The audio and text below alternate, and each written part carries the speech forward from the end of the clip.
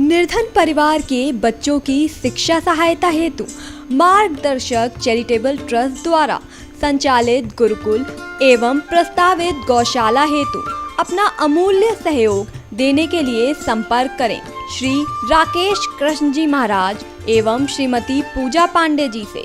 Phone number 097174084645 08882203330।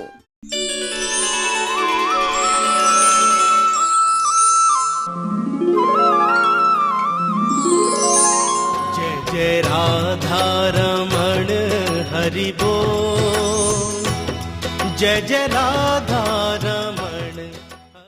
धाम को छोड़ के जैसे कि जब जीव अपने प्रथम काल में होता है, जब जीव जन्म लेता है तो भगवान के नाम का सहारा उसके पल पल उसके चित्त में समाया रहता है। लेकिन जैसे ही जैसे जीव बड़ा होता जाता है, अपने कर्मों से अपने गुणों से जग को शोभित करता है और जग को अशोभित भी करता है।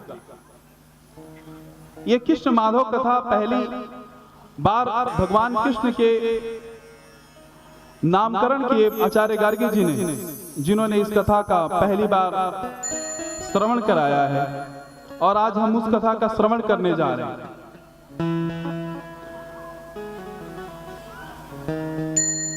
मंगलम भगवान विष्णु मंगलम गरुड़ध्वज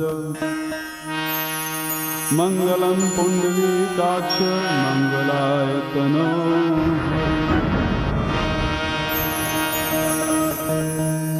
मेरी भवबाधा हरो श्री राधा नागर शो, जातन के झाई पड़े तो श्याम हरित दुत हो। राधा मेरी स्वामिनी मैं राधे जुगोदास,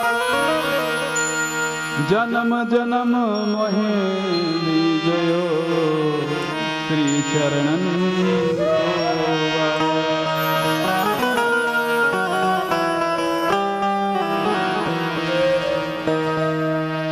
लाख बार हरि हरि कहें,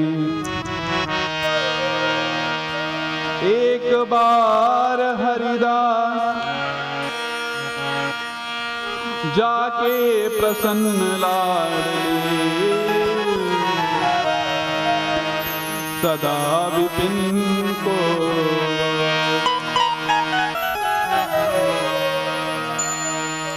मेरो मन माणिक गिरवे धरो, श्री मोहन के पास प्रेम ब्याज इतना बढ़ो।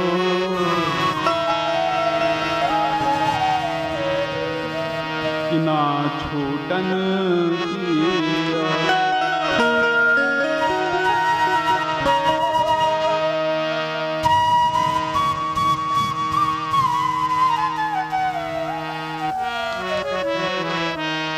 लाख बार हरि हरि कहें,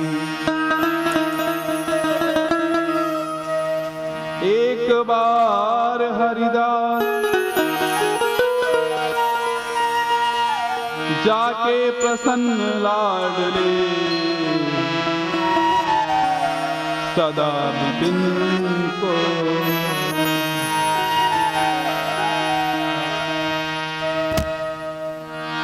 बोलिए बांके बिहारी लाल की जय।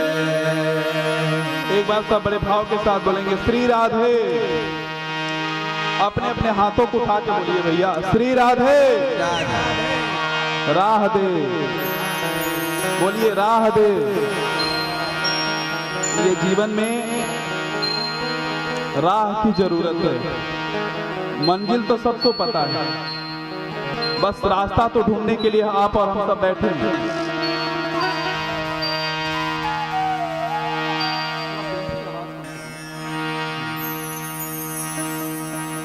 हम सिर्फ राह ढूंढने यहाँ बैठे हैं आज। जीवन के बारे में तो हम सबको पता है, लेकिन आज हम इस कथा के माध्यम से अपने जीवन की राह ढूंढ रहे हैं कि आखिर जीवन में ऐसा है क्या जो हम इतने तमाम दुखों से घिरते हैं, तमाम परेशानियों से घिरते हैं और फिर भी उसकी याद नहीं आती। ये कितनी अजीब बात है कि जिसके नाम लेके हम अपने जीवन को प्रारंभ करते हैं, उसी का नाम लेने में कंजूसी करते हैं। तो एक बार प्रेम से बोलिए श्री राधे, श्री राधे, श्री राधे, राधे राधे। गौ माता की जय, गौ माता की जय, सनातन धर्म की जय, सनातन धर्म की जय। ये हमारा धर्म क्या है? आज इस माधव कथा में गार्गी जी जब कथा को प्रारंभ कर रहे हैं, ध्यान से सुनिए कथा को। जब गार्गी जी कथा को प्रारंभ कर रहे हैं तो कथा में पहला शब्द उन्होंने जो प्रयोग किया है, वो प्रयोग क्या किया है? धर्म की बात कर रहे हैं। ये धर्म के बगैर ये जीवन नहीं है। मानो आज गार्गी जी इस कथा के माध्यम से हम सबको एक जीव को एक राह बता रहे हैं, और पहला राह क्या बता रहे हैं? धर्म।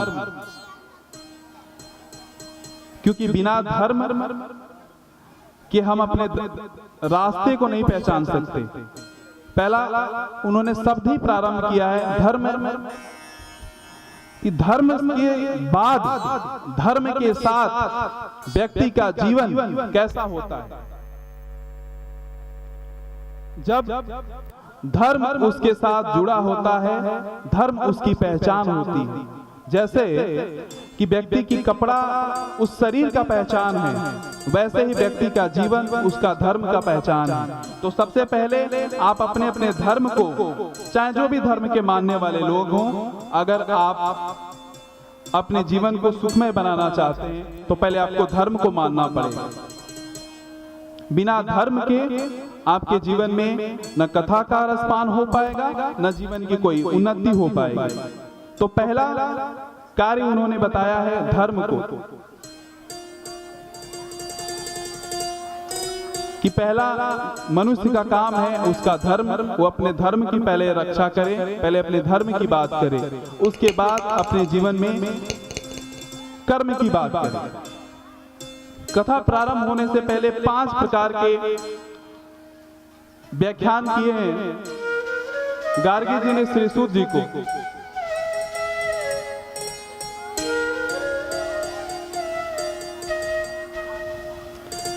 पहला धर्म, दूसरे कर्म की बात की है। यहां पे बता रहे हैं कि व्यक्ति का कर्म उसके धर्म से जुड़ा होता है। मानिए कि अगर कोई व्यक्ति ब्राह्मण कुल में जन्म लिया है तो उसका कर्म है, उसका कर्म है ज्ञान को प्रचार प्रसार करना, उसका कर्म है ज्ञान को फैलाना, उसका कर्म है जीवन के प्रति जीव को जोड़ना, ये उसका कर्म है। तो इसलिए व्यक्ति का पहला बताया है काम उसका धर्म, दूसरा काम बताया है उसका कर्म, तीसरा जो विशेष बात हम सब सुनते हैं वो शरीर के बारे में बात कर रहे हैं। तीसरा उसका जो जीवन है वो उसका शरीर है। व्यक्ति का शरीर उसके मानव के लिए उसकी एक पहचान है। जैसे कि किसी व्यक्ति का नामकरण होता है तो नामकरण किसका होता है? नामकरण उसके शरीर का होता है, उस आत्मा की नामकरण नहीं होता। पहला धर्म, दूसरा कर्म, तीसरा उसका शरीर। चौथे बात का उपदेश देते देते आज गार्गी जी कथा को समाप्त कर दिए हैं। श्री सूत जी उनके चरणों में नमन करते कहते हैं कि हे महापुरुष, आप हमें और कथा का श्रवण कराइए, क्योंकि आपने तो हमें अधूरे में छोड़ दिया। आज सिर्फ आपने 3 कर्म की ही बात की, 3 ज्ञान की ही बात की, और उतने में पूरी की पूरी कथा समाप्त हो गई।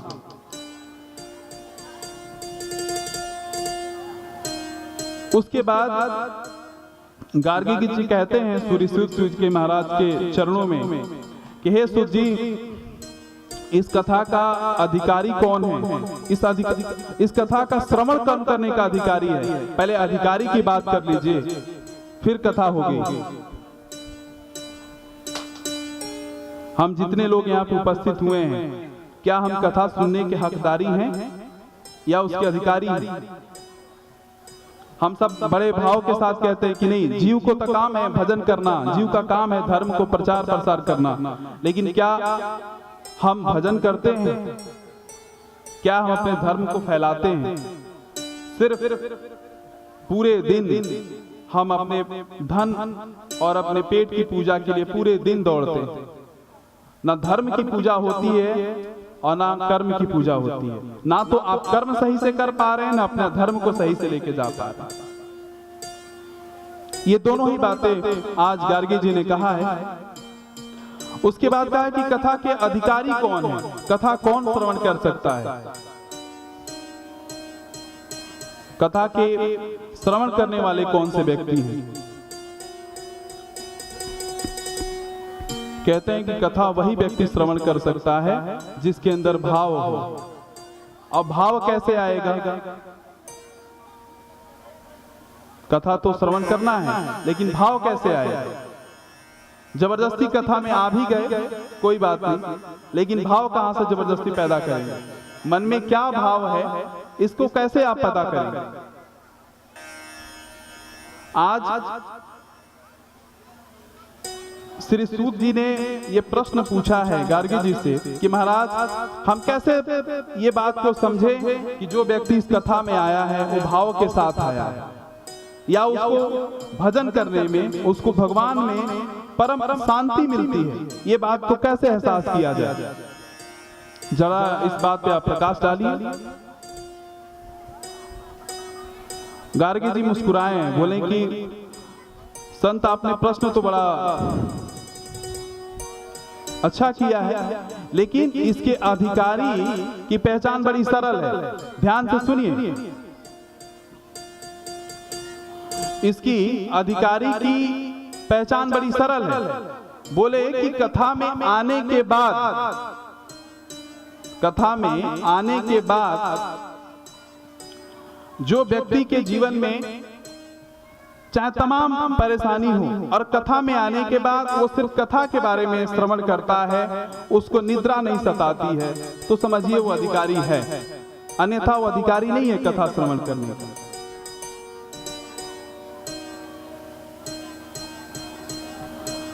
इसके बाद गार्गी जी ने कथा को प्रारंभ किया है और हम भी कथा में अब प्रवेश करते हैं। ये कथा की कुछ बिंदु पे मैंने आपको प्रकाश डाला, जो कथा में आपको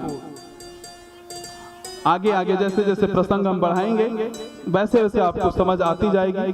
पहले कथा में यहाँ पे दो रूप के बारे में भगवान की बात हुई है। पहला, यहाँ पे भगवान के पूर्ण दो रूप के बारे में बात किया है यहाँ पे गार्गी जी ने, कि वही करता है, वही विनाश करते हैं इस धरती को, वही पालन करने वाले हैं, वही इसको नष्ट करने वाले हैं।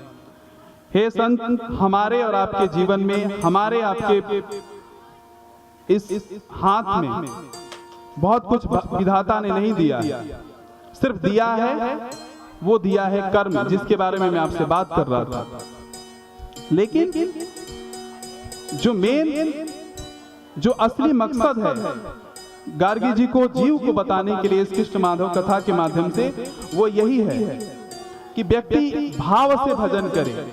पूरा कथा, कृष्ण माधव कथा में सिर्फ भाव की ही चर्चा हुई है कि व्यक्ति कैसे भाव करे, कैसे भजन करे। क्योंकि भाव और भजन में बहुत समानता नहीं है, बहुत अंतर है।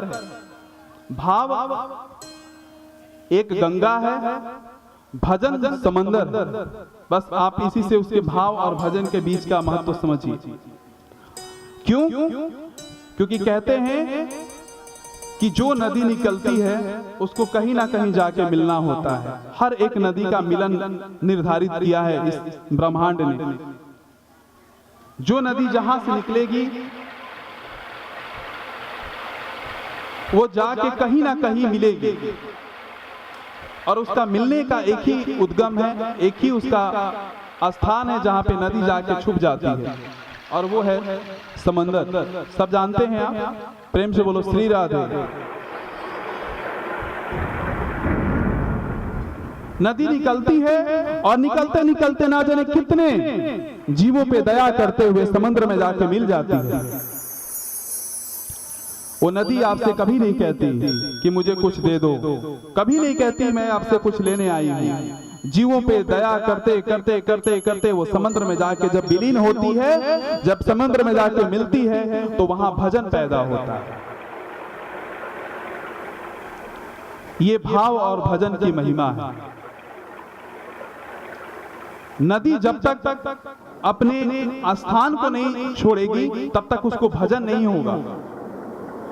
तो हम व्यक्ति जब तक घरों में पड़े रहेंगे, जब तक अपने अपने जीवन में सिमटे रहेंगे, तब तक हम भी भजन नहीं कर सकते। जैसे समझ जाइए कि एक नदी अपने स्थान को नहीं बदलेगी, वो समुद्र में मिल सकती है? नहीं मिल सकती, मिल ही नहीं सकती वो। तो ऐसे ही जब तक व्यक्ति अपने शरीर को उस भजन तक नहीं लेके जाएगा, तब तक उसको भजन नहीं मिलेगा। आज गार्गी जी ने भाव और भजन की बात की है। पहला स्कंद भाव और भजन का ही। कहते हैं कि देखो मुनिवर, जब तक व्यक्ति अपना घर नहीं छोड़ेगा, जब तक व्यक्ति मंदिर नहीं जाएगा, मंदिर उसका कोई स्थान नहीं है, मंदिर कोई उसका एक दायित्व नहीं है, मंदिर उसका एक कर्तव्य नहीं है। लेकिन उसको मंदिर क्यों जाना पड़ता है? मंदिर सिर्फ इसलिए जाना पड़ता है क्योंकि उस नदी को पता है कि मेरा किनारा कहाँ है और मुझे मिलना कहाँ है। ऐसे ही प्राणी को, जीव को पता होना चाहिए कि उसकी उत्पत्ति कहाँ है और उसकी शांति कहाँ है। ये भाव और भजन की महिमा। निर्धन परिवार के बच्चों की शिक्षा सहायता हेतु मार्गदर्शक चैरिटेबल ट्रस्ट द्वारा संचालित गुरुकुल एवं प्रस्तावित गौशाला हेतु अपना अमूल्य सहयोग देने के लिए संपर्क करें श्री राकेश कृष्ण जी महाराज एवं श्रीमती पूजा पांडे जी से। Phone number 0971 740 8645 0888220 33330।